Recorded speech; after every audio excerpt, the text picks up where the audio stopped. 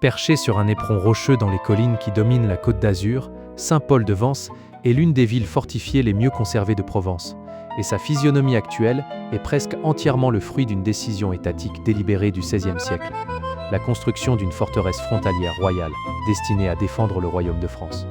Le site lui-même était habité bien avant cela.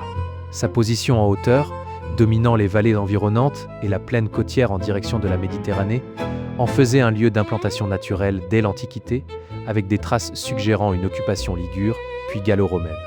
Dès le haut Moyen Âge, un petit village s'était formé au sommet de la colline autour d'une église dédiée à Saint Paul, qui a donné son nom à la localité. Pendant des siècles, ce resta un modeste village de montagne, sans particularité notable hormis sa position défendable. Cette position devint stratégiquement cruciale au début du XVIe siècle. À la suite d'une série de bouleversements territoriaux durant les guerres d'Italie, la frontière entre le royaume de France et le comté de Nice, alors sous la maison de Savoie, se fixa à quelques kilomètres seulement à l'est du village, le long du fleuve Var. Saint-Paul-de-Vence se retrouva soudain en première ligne de la frontière française, face au territoire savoyard et, par extension, habsbourgeois. C'est précisément ce nouveau statut frontalier qui poussa le roi François Ier à ordonner la reconstruction du village en véritable forteresse. Entre 1537 et 1547 environ, le village médiéval fut ceint d'une nouvelle enceinte de remparts, remplaçant les anciennes fortifications, plus minces, par des ouvrages conçus pour l'ère de l'artillerie. C'est là que se trouve la clé pour comprendre pourquoi le village a cette apparence. Il n'a pas été construit comme un village pittoresque, mais comme un ouvrage militaire opérationnel, et son charme actuel est en grande partie un sous-produit de cette logique défensive d'origine. Sur le plan architectural, les remparts appartiennent à la période de transition de la fortification militaire européenne, souvent appelée trace italienne, ou fortification bastonnée de type italien. Au lieu des tours médiévales hautes et étroites, vulnérables aux tirs de canon, les murs furent construits bas, épais et en biais, avec des bastions saillants permettant aux défenseurs de couvrir chaque accès par des tirs croisés et de supprimer les angles morts. Ce style était apparu en Italie quelques décennies plus tôt, en réponse à la puissance croissante de l'artillerie de siège, et son adoption à Saint-Paul-de-Vence montre à quelle vitesse les ingénieurs royaux français assimilèrent les innovations militaires italiennes sur une frontière directement confrontée aux forces italiennes et savoyardes. L'identité de l'ingénieur ou de l'architecte précis qui dirigea les travaux n'est pas documentée de façon fiable dans les sources accessibles. Le projet est généralement attribué au corps des ingénieurs royaux de François Ier dans son ensemble, plutôt qu'à un auteur unique identifié. Un rappel que la construction de fortifications à cette époque relevait généralement d'une entreprise collective et dirigée par l'État, plutôt que de l'œuvre d'un architecte unique et reconnu.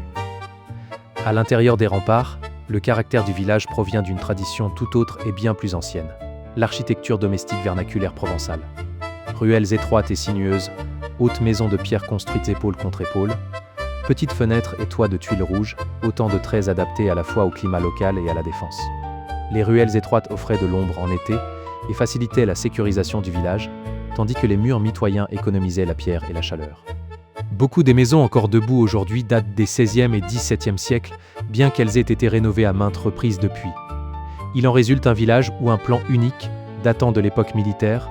Les remparts, les portes, la trame des rues compressées à l'intérieur, continuent de régir l'agencement, même si les bâtiments qu'il contient ont évolué sur 4 siècles. La forteresse ne connut jamais de combat majeur, et dès le XIXe siècle, sa vocation militaire s'était estompée à mesure que les frontières françaises se déplaçaient plus à l'est. Ce qui subsista fut un exemple intact et exceptionnellement bien conservé de fortification Renaissance, enveloppant un dense village provençal de montagne, une combinaison qui allait plus tard se révéler irrésistible, d'abord pour les peintres, puis pour les touristes.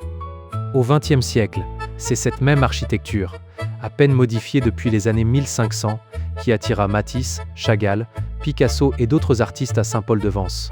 La lumière tombant sur la pierre séculaire, des rues conçues pour les piétons plutôt que pour les voitures, et une silhouette encore définie par les remparts plutôt que par l'urbanisation moderne.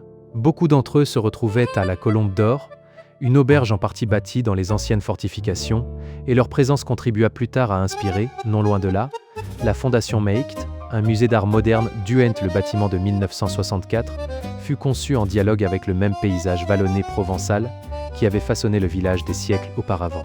Autrement dit, l'attrait durable du village n'est pas accessoire à son histoire. C'est un héritage architectural direct d'une décision royale du XVIe siècle visant à transformer un petit village de montagne en bastion fortifié à la frontière de la France. Ce qui débuta comme une réponse pratique à la guerre d'artillerie et à une frontière mouvante est devenu, 4 siècles plus tard, l'une des villes fortifiées les plus visitées d'Europe, ses remparts encadrant désormais des vues plutôt que les défendant.